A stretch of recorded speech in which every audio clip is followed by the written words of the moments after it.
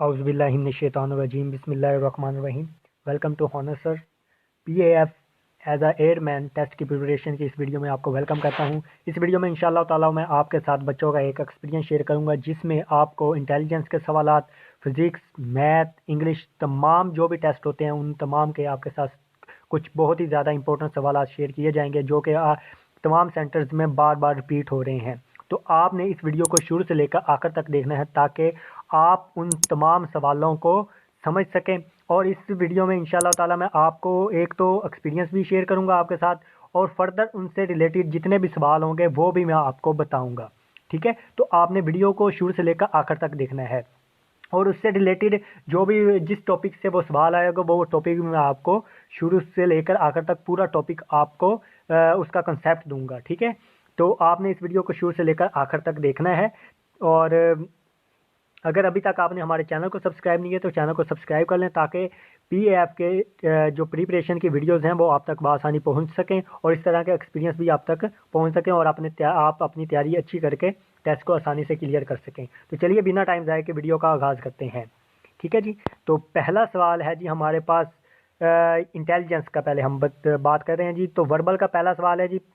ये सीरीज़ वाले क्वेश्चन आपको बहुत ज़्यादा आते हैं। तो पहला सवाल है 100, 98, 94, 88, 80, 70। तो मैं एक वर्बल पे एक अलग से वीडियो पूरी बना चुका हूँ कि आपने सीरीज़ वाले और जो भी वर्बल रिलेटेड क्वेश्चन होते हैं उनको किस तरह हल करना है। अगर वो वीडियो नहीं देखी तो उस वीडियो को देख लें, आपको इसके तमाम ट्रिक्स पता चल जाएंगे कि आपने वर्ड्स से रिलेटेड जो भी सवाल होंगे उनको किस तरह हल करना है, डिजिट से रिलेटेड जो भी सवाल होंगे उनको किस तरह हल करना है। ठीक, अल्फ़ाबेट से रिलेटेड भी, इन सब पे अलग अलग वीडियो मैंने बनाई है। तो इस सवाल को आप देख लेते हैं जी। यहाँ पे देखें दो सवाल हैं जी। पहला सवाल है जी 100, और देखें कम करते जा रहे हैं। 100 में से 2 कम किए 98 आ गया, फिर 4 कम किए 94 आ गया, उसके बाद आप देखें 8 कम किए हैं, फिर 10 कम किए हैं। ठीक है, अब आगे कितने कम करेंगे? 12 कम करेंगे। तो हमारे पास जो आंसर आएगा वो तकरीबन 48 हमारे पास आंसर आ जाएगा। ठीक है, तो यहाँ पे पहले देखें 2 कम किए, फिर 4 कम किए, फिर 8, फिर 10, फिर 12। ठीक है, अब नेक्स्ट है जी 25, 35, 45, 55। तो 10-10 का इजाफा करते जा रहे हैं इसमें। 25 के बाद 10 का इजाफा किया, फिर 10 का इजाफा किया, फिर 10 का इजाफा किया। ठीक है, आगे फर्दर 10 का इजाफा करेंगे तो 65 हमारे पास हमारा करेक्ट आंसर आ जाएगा। नेक्स्ट है जी 39 है, 50 है, 62 है, 75 है और 89 है। ठीक है, तो इसको किस तरह आप देख सकते हैं, इन दोनों में कितने का डिफरेंस है? यहाँ पे 11 का डिफरेंस है। ठीक है, और इन दोनों में कितना डिफरेंस है? 12 का डिफरेंस है। और ये मैंने आपको उसमें बताया भी था कि इस तरह आपने लगाते जाना है। 11 का है, ठीक है, उसके बाद 12 का है, और इसमें कितने का डिफरेंस है जी? 13 का है। यहाँ पे 14, मतलब यहाँ पे 11 प्लस किया, फिर 12 किए, फिर 13 किया, यहाँ पे 14 प्लस किया, और यहाँ पे हम कितने करेंगे जी? 15 प्लस करेंगे तो 104 हमारा आंसर आ जाएगा। ठीक है, बस आप ट्रिक समझते जाएं। यहाँ पे देखें कितना हुआ? 11 जमा किए, फिर 12, फिर 13, फिर 14। अब आगे फर्दर कितने जमा करेंगे? 15 जमा करेंगे तो हमारे पास 104 आंसर आ जाएगा। नेक्स्ट है जी, यहाँ पे देखो 22 है, 20 है, 17 है, 13 है और 8 है। तो यहाँ पे देखें 2 कम किए, फिर 3 कम किए, 4, फिर 5। अब इसमें से 6 कम करेंगे तो 2 हमारा करेक्ट आंसर आ जाएगा। ठीक है, नेक्स्ट है जी, ऊपर देखेंगे ये जो हमारा नंबर 1 पे नज़र आ रहा है सवाल है जी 27, फिर 40 है, 54 है, 69 है। तो इसमें आप देख सकते हैं जी 27 में कितने प्लस किए जी? 13 प्लस किए हैं उसने, तो हमारे पास 40 आ गया। अब 40 में कितने प्लस किए हैं? 14 प्लस किए हैं। और 54 में कितने प्लस किए हैं जी? 15 प्लस किए हैं। और फर्दर जो 69 हमारे पास है, इसमें हम जब 16 जमा करेंगे तो हमारे पास क्या आ जाएगा जी? 85 आंसर आ जाएगा, जो कि हमारा करेक्ट होगा। ठीक है जी, तो इसी में भी इसी तरह किया है। 13, फिर 14, फिर 15, आगे फर्दर कितना? एक इसी तरह एक एक बढ़ाकर इसमें ऐड करते जाएंगे। 16 हम इसमें प्लस करेंगे 69 में। ठीक है जी, तो आई होप आपको इन तमाम सवालात की समझ आ गई होगी। नेक्स्ट है जी हमारे पास, अब हमारे पास जो है अल्फ़ाबेट से रिलेटेड कुछ सवाल हैं जी। तो यहाँ पे आप देख सकते हैं BAC है, फिर HGI है, उसके बाद हमारे पास MLN है। ठीक है, तो इनमें क्या देखिए जी, यहाँ पे देखें ABC। तो ए बी सी, इसमें क्या किया, जो दरमियान वाला है उसको शुरू में कर दिया गया, बी ए सी बन गया। इसी तरह उसके बाद है जी एच आई जे, ठीक है जी, H I J, G H I, sorry G H I, तो जो दरमियान में एच आता है उसको बाहर निकाल दिया है। एल एम एन, तो एम दरमियान में आ रहा है, तो उस और इनके दरमियान आप देख सकते हैं कि कितने कितने का डिफरेंस है, ठीक है। उनके दरमियान उतने उतने का डिफरेंस छोड़ के अपने आगे करते जाना है। तो इसके बाद हमारे पास एक्स बाय जेड आ जाएगा, वाई दरमियान में, तो वाई को हम बाहर निकाल लेंगे, ठीक है जी। नेक्स्ट है जी which is odd, cow, hen, bull, mare. तो यहाँ पे आपके पास काउ आपके पास डिफरेंट है, सॉरी हैन आपके पास डिफरेंस है, क्योंकि काउ, बुल और मेयर बड़े जानवर हैं, ठीक है, 4 पैरों पे पैरों वाले हैं, और जबकि मुर्गी 2 पैरों पे है। या इस तरह भी आप इसको कंपेयर कर सकते हैं। यहाँ पे आपके पास 2 आंसर बन रहे हैं। अगर इस तरह भी हम कंपेयर कर सकते हैं कि काउ, हैन एंड मेयर जो है ये हमारे पास फीमेल्स में आते हैं, यहाँ पे बुल डिफरेंट है। तो काफ़ी बच्चे जिन्होंने एक्सपीरियंस शेयर किए हैं वो काफ़ी लोगों ने बुल लगाया है, काफ़ी ने हैन लगाया है। तो आपको जो भी लगे आप लगा लीजिएगा, लेकिन दोनों ही बनते हैं, ठीक है। तो अगर दोनों को कंपेयर किया जाए, लेकिन बुल ज़्यादा परफेक्ट आंसर होगा, क्योंकि बाकी फीमेल्स में आ जाती हैं, ठीक है, जेंडर में, और बुल जो है मेल जेंडर में आ जाता है, ठीक है। नेक्स्ट है जी आपके पास which is different, lion, wolf, lamp, tiger, leopard. तो यहाँ पे इसमें जो है लेपर्ड, लैम्प जो है आपके पास मुख्तलिफ है, ठीक है। क्यों, लाइन, वोल्फ, टाइगर और लेपर्ड ये क्या है जी, बड़े जानवर हैं। लैम्प किसको कहते हैं, बच्चों को कहते हैं, ठीक है। जो शेर का बच्चा होता है, टाइगर का बच्चा, उसको लैम्प कहा जाता है, ठीक है। तो आपके पास लैम्प इनमें से डिफरेंट है, तो लैम्प आपका करेक्ट आंसर होगा। नेक्स्ट है जी foot is to shoe as head is to. तो जूते जो है पाँव में क्या पहने जाते हैं, जूते पहने जाते हैं, पाँव का ताल्लुक जूतों से है। तो हेड का ताल्लुक किसके साथ होगा, हेड के साथ होगा, ठीक है जी। तो head is correct answer. Next आपके पास है जी which is different, kilometre, metre, foot, length. तो आप यहाँ पे देख सकते हैं जी, किलोमीटर, मीटर, फुट ये तमाम क्या हैं, यूनिट्स हैं, जिनके ज़रिए हम मेजरमेंट करते हैं। लेकिन लेंथ वो कोई यूनिट नहीं है, इसलिए ये लेंथ इसमें से डिफरेंट होगा, ठीक है जी। नेक्स्ट आपके पास है जी and is a conjunction. And आपसे पूछा जाएगा एंड क्या है, तो आपके पास ऑप्शन आपको दिए जाएंगे, कंजंक्शन है। कंजंक्शन वो होता है जो 2 फिक्रों को, 2 वर्ड्स को जोड़ने के लिए चीज़ें इस्तेमाल होती हैं, उनको कंजंक्शन कहा जाता है। जिस तरह बट हो गया, एंड हो गया, और हो गया, ठीक है, अनटिल हो गया। तो ये 2 फिक्रों को या 2 वर्ड्स को जोड़ने के लिए जो चीज़ें इस्तेमाल की जाती हैं उनको कंजंक्शन कहा जाता है। इसकी डेफिनेशन भी आपने याद रखनी है, ठीक है जी। नेक्स्ट है जी there is letter dash you. तो ये लेटर है जो कि आपके लिए है, तो यहाँ पे प्रेपोजिशन कौन सी लगेगी, फॉर होगी। ये वो लेटर है जो कि आपके लिए है, ठीक है, तो फॉर आएगा। नेक्स्ट है G dog is dash animal. Dog is, तो यहाँ पे आर्टिकल का इस्तेमाल है, तो जो मतलब कि आम चीज़ें होती हैं उनके साथ हमेशा ए लगता होता है। यहाँ पे ए नहीं आएगा, एन आएगा, क्योंकि एन उनके साथ लगता है जिनमें ए जो वावल होते हैं ना, ए आई ओ यू की आवाज़ निकालते हैं, उनके साथ एन लगता है। तो यहाँ पे एन आएगा, गलती से यहाँ पे ए लिखा हुआ है, लेकिन आपके साथ यहाँ पे एन का आर्टिकल आएगा। नेक्स्ट है जी ऑपोजिट ऑफ आर्टिफिशियल। आर्टिफिशियल क्या होता है जी, मसनूई को कहते हैं, तो इसका ऑपोजिट यानी उल्ट क्या होगा जी, नेचुरल होगा, ठीक है। उसके बाद आपके पास नेक्स्ट है जी he had dash his work. तो उसने अपना काम कर लिया है। हैज़, हैव, हैड के साथ हमेशा थर्ड फॉर्म आती है, तो आपके पास डन आ जाएगा, ठीक है जी। उसके बाद है जी Island which is silent. Island में क्या साइलेंट है, कौन सा लफ्ज़ साइलेंट है, तो आप जाहिर सी बात है इसमें एस जो है साइलेंट है, इसको आईलैंड पढ़ा जाता है, एस को नहीं पढ़ा जाता, ठीक है जी। नेक्स्ट आपके पास सवाल है जी he dash a letter, he writes a letter. तो ये प्रेजेंट इंडेफिनिट का टेंस है, ही शी इट के साथ एस या ई एस का इजाफा किया जाता है, वो खत लिखता है। तो ही शी इट सिंगल नेम वगैरह के साथ हम एस या ई एस का इजाफा करते हैं, इसलिए राइट्स हमारा करेक्ट आंसर होगा। ठीक है जी। उसके बाद है जी ऑपोजिट ऑफ ओल्ड। ओल्ड का मतलब होता है जी बूढ़ा या पुराना, ठीक है, तो इसका उल्ट क्या होगा, यंग, ठीक है, तो इसका उल्ट हमारे पास यंग इज करेक्ट आंसर होगा हमारा। उसके बाद नेक्स्ट है जी यूनिट, तो अब हमारे पास कुछ फिजिक्स के सवाल हैं जी। Unit of current is, current का यूनिट क्या होता है जी, करंट का यूनिट आपको पता है कि एम्पेयर होता है। नेक्स्ट है जी water waves are transverse waves, ठीक है, तो जो पानी की वेव्स होती हैं, पानी के अंदर लहरें होती हैं, उनको वो कौन सी होती हैं, ट्रांसवर्स होती हैं। उसके बाद नेक्स्ट सवाल है जी the proton is about dash time heavier than electron, मतलब जो प्रोटॉन होते हैं उनका जो साइज होता है वो कितना भारी होता है इलेक्ट्रॉन से, इलेक्ट्रॉन से वो 1840 गुना भारी होते हैं, यानी 1840 जो इलेक्ट्रॉन हैं वो हों तो एक प्रोटॉन बनता है, ठीक है जी।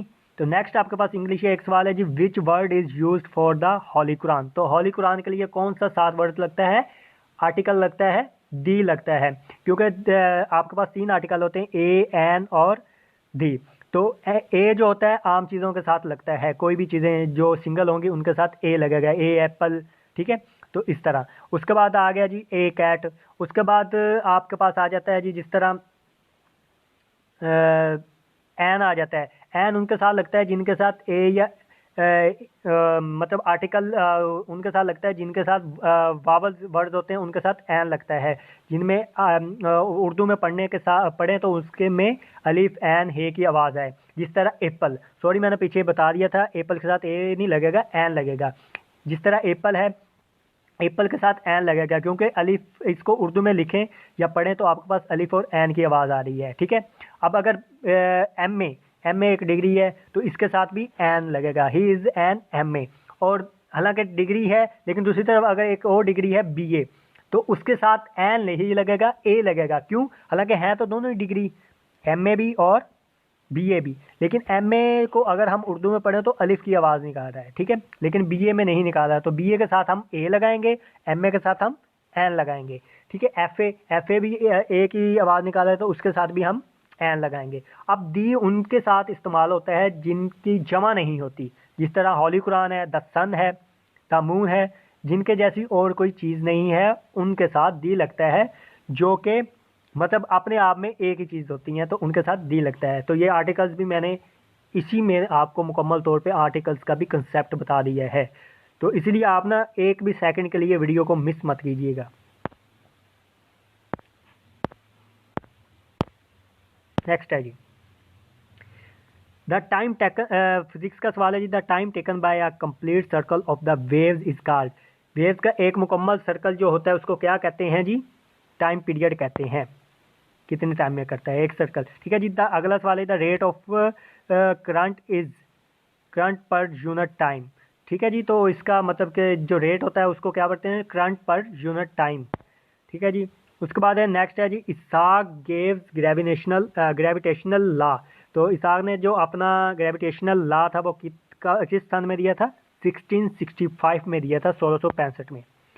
उसके बाद अगला सवाल है जी in a space astronomist use radiophone for the talk, तो जो स्पेस में है वो जो मतलब कि रेडियोफोन को क्यों इस्तेमाल किया जाता है, बात करने के लिए रेडियोफोन का क्यों इस्तेमाल किया जाता है, तो इसकी वजह क्या है जी, इसकी वजह यही है कि फ्रीक्वेंसी ऑफ साउंड लेस होती है एयर में, तो अगर स्पेस में जाएं तो वहाँ पे जो साउंड की फ्रीक्वेंसी होती है वो बहुत कम होती है, ठीक है जी। उसके बाद है जी human can not hear frequency less than, इंसान किस से कम फ्रीक्वेंसी नहीं सुन सकता, 20 हर्ट्ज से, इंसान की जो सुनने की सलाहियत है वो 20 हर्ट्ज से लेकर जो जितनी फ्रीक्वेंसी वो सुन सकता है 20 हर्ट्ज फ्रीक्वेंसी से लेकर 20,000 हर्ट्ज से, 20,000 हर्ट्ज से ज़्यादा भी नहीं सुन सकता और 20 हर्ट्ज से कम भी नहीं सुन सकता, तो मिनिमम वो 20 हर्ट्ज तक की आवाज़ सुन सकता है और मैक्सिमम 20,000 हर्ट्ज तक, ठीक है, तो वो भी आपको सवाल आ सकता है।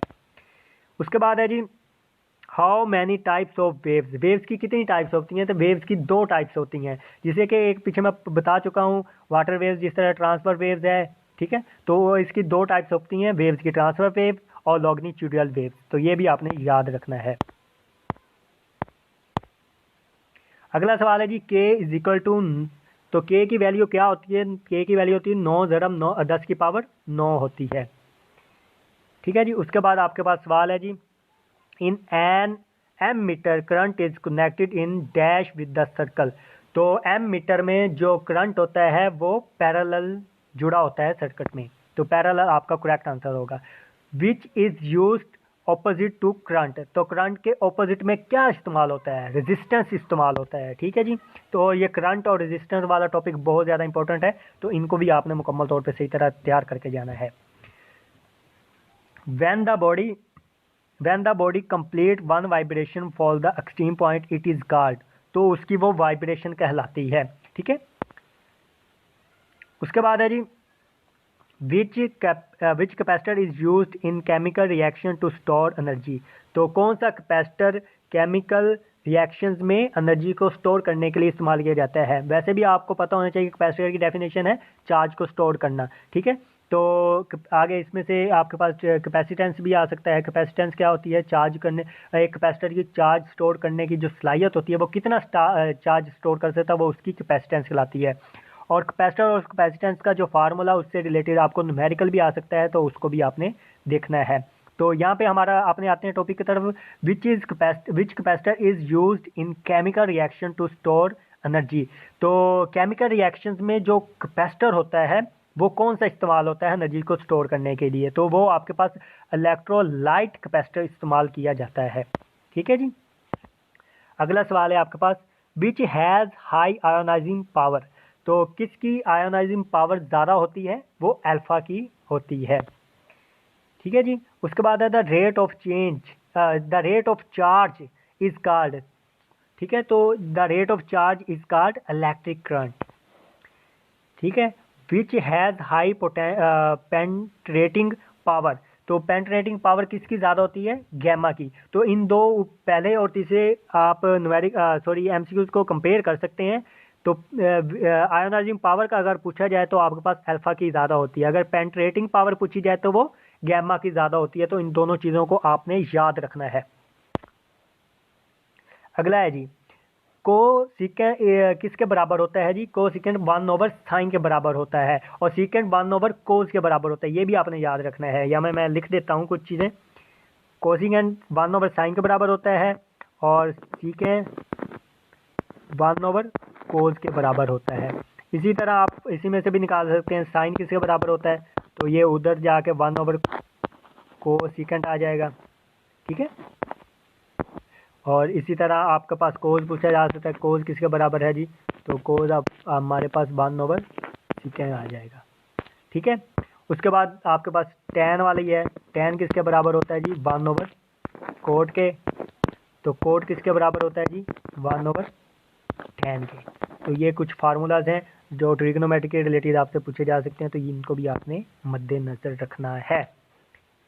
ठीक है। अगर वीडियो पसंद आ रही है और आपको मुफीद लग रही है तो इस चैनल को सब्सक्राइब कर लें। इंशाल्लाह ताला इस तरह की और भी वीडियोस आपके साथ शेयर की जाएंगी। अगर वीडियो पसंद आ रही है तो वीडियो को लाजमी लाइक कीजिएगा। नेक्स्ट है जी, तो ये आपके पास एक इक्वेशन है, इसमें पूछा जा रहा है 2x + 3 इक्वेशन है। इसमें वो पूछ रहा है कि आपके पास जो 2 है वो क्या होगा। तो जो आपके पास x के साथ चीज़ें होती है उनको हम कोफिशिएंट कहते हैं, और जिसके साथ कुछ भी नहीं होता उसको हम कांस्टेंट कहते हैं। जिस तरह ये 3 है ये हमारा कांस्टेंट होगा। ठीक है। और बाकी जो होते हैं वो वेरिएबल्स होते हैं। ठीक है। तो यहाँ पे कोफिशिएंट होगा हमारे पास 2। ठीक है। और जो 3 होगा वो हमारे पास कांस्टेंट होगा। तो ये चीज़ें भी आपने याद रखनी है। उसके बाद in an equation variable has, तो वेरिएबल की क्या होती है जी, वेरिएबल की कोई भी वैल्यू हो सकती है, 1 2 3।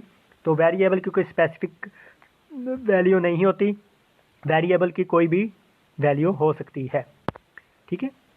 नेक्स्ट है जी, 2 पाई रेडियन किसके बराबर होता है, तो 2 पाई रेडियन किसके बराबर होता है जी, 360 डिग्री के बराबर होता है। तो यहाँ पे मैं आपको बता दूँ, यहाँ पे 0 डिग्री है, यहाँ पे 90 डिग्री है। ठीक है। 180 है, और यहाँ पे 270 है, और यहाँ पे 360 है। मतलब एक सर्कल कंप्लीट हुआ आपका और आपके पास 360 का एंगल बन गया। तो यहाँ पे देखिए जो ये होता है ना, मतलब कि 0 से लेकर इतना 80 तक, ये आपके पास एक पाई होता है। और जब ये भी काउंट होगा तो हमारे पास ये भी पाई होगा, तो 2 पाई किसके बराबर हो गया? 360 के बराबर हो गया। तो ये होता है जी पाई ओवर 2, हाफ पाई यानी। और ये हमारे पास होता है पाई के बराबर, और ये होता है जी 3 पाई ओवर 2 के बराबर, ठीक है। और ये हमारे पास 2 पाई के बराबर हो जाता है, ये कंप्लीट सर्कल होता है। तो इन चीज़ों को भी आपने याद रखना है, ठीक है जी। नेक्स्ट है जी कोट इज इक्वल टू 1/10। ये मैं आपको पीछे भी बता चुका हूँ कि तो कोट आपके पास 1/10 के बराबर होता है, और 10 इसी तरह आप इसमें से निकाल सकते हैं 1/कोट के बराबर होता है। नेक्स्ट है जी एडिटिव आइडेंटिटी क्या होती है? एडिटिव आइडेंटिटी कौन सी होती है? 0 इज अ एडिटिव आइडेंटिटी। क्यों? अब यहाँ पे मैं एक और चीज़ आपको बताता हूँ, एडिटिव आइडेंटिटी क्यों कहा जाता है? क्योंकि 0 में कुछ भी आप प्लस कर लें, 2 प्लस कर लें, 0 में 3 प्लस कर लें, तो आपके पास वही जवाब आएगा, ठीक है। इसी तरह जो 1 है वो है मल्टीप्लिकेटिव आइडेंटिटी, ठीक है, क्योंकि उसके साथ कुछ भी मल्टीप्लाई करें तो आपके पास वही आंसर आएगा। तो ये भी आपने याद करना है, 0 इज अ एडिटिव आइडेंटिटी और 1 इज अ मल्टीप्लिकेटिव आइडेंटिटी। क्योंकि 0 में कुछ भी प्लस करें आपके पास वही आंसर आ जाएगा। 2 में 0 प्लस करेंगे 2 आ जाएगा, 3 में 0 प्लस करेंगे 3 आ जाएगा। इसी तरह 1 जो है वो मल्टीप्लिकेटिव आइडेंटिटी होता है, क्योंकि 1 के साथ किसी भी चीज़ को मल्टीप्लाई करेंगे तो आपके पास वही आंसर आ जाएगा। 3 को 1 के साथ मल्टीप्लाई करेंगे 3 आएगा, 2 को 1 के साथ मल्टीप्लाई करेंगे 2 ही आएगा, 5 को 1 से मल्टीप्लाई करेंगे आपके पास 5 ही आएगा। तो वो आपकी मल्टीप्लिकेटिव आइडेंटिटी होती है, क्योंकि किसी भी चीज़ को उसके साथ जब मल्टीप्लाई करेंगे तो आपके पास वही आंसर आ जाएगा, ठीक है जी। नेक्स्ट है जी बी की power 2 B square minus 4ac, ये आपके पास फार्मूला होता है, ठीक है। तो इसका मतलब कि ग्रेटर देन 0 हो, अगर ये मतलब कि आप किसी इक्वेशन में, आपके पास एक इक्वेशन दी गई है, क्वाड्रेटिक इक्वेशन दी गई है, उसमें आपने फार्मूला लगाया बी स्क्वायर माइनस 4ac, ठीक है। तो ये फार्मूला लगाने के बाद आपके पास आंसर जो है वो 0 से बड़ा आ गया या छोटा आ गया, तो वो उसको आप क्या कहेंगे? अगर ग्रेटर आएगा तो वो इरेशनल होगा, और अगर छोटा आएगा तो वो रैशनल होगा। अगर बराबर आ जाए तो वो बराबर होगा, ठीक है। 0 के बराबर आ जाए तो वो बराबर कहलाएगा, ठीक है, इक्वल। अब ये चीज़ें दोबारा से मैं बता देता हूँ, अगर बड़ा आ जाए, ग्रेटर आ जाए तो इरेशनल होगा, ठीक है। अगर जो 0 के छोटा आ जाए तो वो रैशनल होगा। अगर 0 के बराबर आ जाए तो उसको हम इक्वल कहेंगे, ठीक है। नेक्स्ट है जी वर्टिकल लाइन इज कॉल्ड। तो वर्टिकल लाइन को हम रोज कहते हैं, हॉरिजॉन्टल को हम कॉलम कहते हैं। नेक्स्ट है जी 3/5 इज द रैशनल नंबर। अब रैशनल नंबर क्या होता है? रैशनल नंबर होता है जिनको हम P/Q की शक्ल में लिख सकते हैं।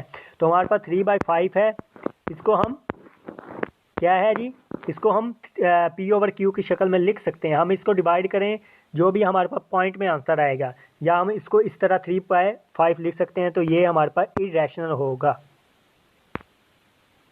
रैशनल होगा, रैशनल नहीं, इरेशनल है, क्योंकि इसको हम P/Q की शक्ल में नहीं लिख सकते। 3 है, अब नीचे 5 है, तो 0 पॉइंट, तो ये आपके पास पूरा ख़त्म हो जाता है, ठीक है। तो ये हमारे पास इरेशनल है, ठीक है। तो और रैशनल वो होता है जिसको हम P/Q की शक्ल में लिख सकते हैं, तो इसको हम नहीं लिख सकते, तो ये हमारे पास इरेशनल होगा। नेक्स्ट है जी triangle having all sides are equal is called. तो यहाँ पे आपको मैं बताता जाऊँ, ट्राइएंगल्स की 2 तरह से कंपेयर किया जाता है, एंगल्स के हवाले से और साइड्स के हवाले से। तो टाइप्स हैं ट्राइएंगल की, अगर हम साइड्स के हवाले से देखें तब भी 3 टाइप्स हैं, एंगल के हवाले से देखें तब भी 3 टाइप्स हैं। अगर हम ट्राइएंगल को साइड से हवाले से देखें, तो अगर उसमें जो ट्राइएंगल की तीनों साइड्स हैं वो बराबर आ जाएं तो उसको हम इक्विलैटरल ट्राइएंगल कहेंगे। अगर जो हमारी तीनों साइड्स बराबर आ जाएं, अगर 2 साइड बराबर हों और एक साइड बराबर ना हो, तो उसको हम क्या कहेंगे जी? उसको हम आइसोसेलेस ट्राइएंगल कहेंगे। अगर 2 साइड बराबर हों, 2 साइड्स हों, ठीक है। अगर नो साइड इक्वल, अगर कोई साइड भी इक्वल नहीं होगी, ठीक है, तो आपके पास उसको हम उस ट्राइंगल को क्या कहेंगे, स्केलर कहेंगे। ठीक है, स्केलर। ठीक है, तो ये आपने याद रखना है जी। साइड्स के हवाले से ट्राइंगल की तीन टाइप्स हैं। तो नंबर 1 पे है जी इक्विलैटरल, अगर तीनों साइड्स बराबर हों, अगर दो साइड बराबर हों तो आइसोसेशियल, ठीक है, और अगर कोई भी साइड बराबर ना हो तो स्केलर ट्राइंगल कहा जाता है। उसके बाद आपके पास जो ट्राइंगल है, इसकी एंगल के हवाले से भी तीन टाइप्स होती हैं। एक्यूट एंगल, ठीक है, एक्यूट एंगल होता है, ठीक है। उसके बाद आपके पास राइट ट्राइंगल होती है, एक्यूट ट्राइंगल होती है, राइट ट्राइंगल होती है, और एब्ट्यूज ट्राइंगल होती है, एब्ट्यूज। ठीक है जी। तो इसमें क्या होता है जी एक्यूट में, अब यहाँ पे एंगल्स की बात की जा रही, अगर वो 90 से बराबर छोटा होगा तीनों एंगल, ठीक है, अगर इसके तीनों एंगल 90 से कम होंगे या लेस होंगे तो उसको हम एक्यूट कहेंगे। अगर एक भी एंगल 90 के बराबर होगा तो उसका हम राइट एंगल कहेंगे। अगर 90 से बड़े होंगे तो उसको हम ऑब्ट्यूज एंगल कहेंगे। तो ये ट्राइंगल की 6 टाइप्स होती हैं, तीन एंगल के हवाले से और 3 साइड्स के हवाले से। तो इनको भी आपने अच्छी तरह याद रखना है। उसके बाद आपका अगला सवाल है जी, tan is equal to, tan आपको मैं पहले ही बता चुका हूँ 1/cot के बराबर होता है। उसके बाद है जी क्वाड्रेटिक इक्वेशन। क्वाड्रेटिक इक्वेशन 2 दर्जी मसवात होती है जिसका दर्जा कम से कम जिसका दर्जा 2 हो। देखें आपके पास x² + 2x और +3 है, तो इसका यहाँ पे जो पावर होगी मैक्सिमम कितनी है जी, 2 है। तो ये इसकी ये क्वाड्रेटिक इक्वेशन होगी। अगर पावर 1 होगी, जिस तरह ये नहीं है, एक मिसाल है, तो 2x + 3 आपके पास है, तो x की पावर कितनी है जी, 1 है। तो ये आपके पास एक दर्जी मसावात हो, यक दर्जी मसावात होगी। तो इसी तरह अगर x का दर्जा 3 होगा तो वो 3 दर्जी मसावात होगी। तो क्वाड्रेटिक 2 दर्जी को कहा जाता है, तो जिसका दर्जा 2 होगा उसको हम क्वाड्रेटिक इक्वेशन कहेंगे, 2 दर्जी मसावात कहेंगे। अगला सवाल है जी, how many ways of frequency distribution. तो 4 होते हैं फ्रीक्वेंसी डिस्ट्रीब्यूशन के वेज जो होते हैं। उसके बाद अगला सवाल है जी, पर्सनैलिटी टेस्ट के बारे में थोड़ी बात कर लेते हैं। पर्सनैलिटी टेस्ट में आपके पास किस किस तरह के एमसीक्यूज आए थे, बच्चों का एक्सपीरियंस। टोटल आपको इस बार ज़्यादातर सेंटर में 100 ही एमसीक्यूज आते हैं, लेकिन ये जो बच्चों ने एक्सपीरियंस शेयर किया इसमें वो उन्होंने कहा कि 133 क्वेश्चन आए थे जिनको आपने 30 मिनट में हल करना था, but all are easy and common. तो लेकिन बाकी फिजिकल टेस्ट बिल्कुल ईजी था और सारे सवाल कॉमन ही थे। ठीक है। उसके बाद सवाल है जी, साइन इज इक्वल टू 1/कोसिकेंट। तो ये मैं अभी आपको पहले बता चुका हूँ। उसके बाद नेक्स्ट है जी आपके पास ए और बी, इनमें से ए क्या है जी, एंटीसेंट होता है, और बी क्या है जी, कॉन्सिकेंट होता है। ठीक है, तो इसमें ये आपने चीज़ें याद रखनी है। ठीक है, आई होप आपको तमाम चीज़ें क्लियर हो गई होंगी जी। तो ये थी आज की वीडियो। उम्मीद है आपको वीडियो पसंद आई होगी। तो अगर वीडियो पसंद आई तो वीडियो को लाइक कर दीजिएगा और मज़ीद वीडियोज़ के लिए चैनल को सब्सक्राइब कर दीजिएगा। तो मैं मांगता हूँ अगली वीडियो तक के लिए आपसे इजाज़त। तब तक के लिए अल्लाह निगहबान, खुदा हाफिज़, दुआ में याद रखिएगा। अस्सलामु अलैकुम वरहमतुल्लाहि वबरकातुहू।